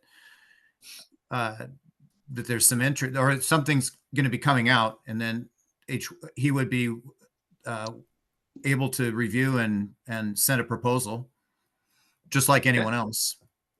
Yeah. Alex T. I'm curious, did we have other firms? Did we have bids or applications from any other firms last time? Sebastiano, you're shaking, everyone's shaking their head no. I have don't no think idea. so. I asked the similar question. No, I think John went and met John Bash and then he was on. I think it was that simple. That's correct. So do you happen to know if HYA has a contract through CES or through the state or through ACES or something like that? I think they're legally good nationally. That's why the Chicago office and presence in every single state, because they have to meet certain criterion. And that's one of the reasons people generally don't start their own search business, because there's so much criteria to even getting on a list that would be legal. That's different than what I'm asking. What I'm asking is if they have an existing contract with a state purchasing cooperative, there are 4 or 5. If they did have such an existing contract, we could hire them tomorrow. And Jackie, you can look into that, right? I can find out that information. I'll send it to Hannah and she'll forward it to you, and I'll get after that immediately. Thanks, Harry. I'm Okay. sorry I misunderstood your Sure, question. no, that's okay. And Yeah, and I Jackie can should look- have the book.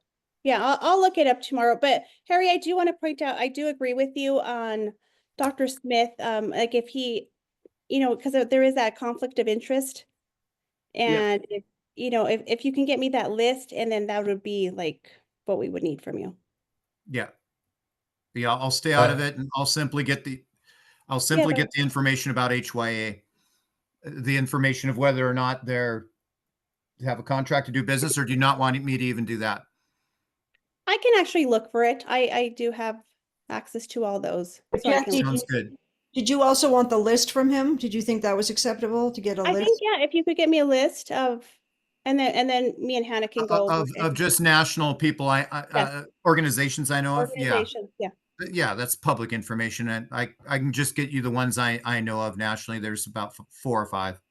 Okay, that would be great.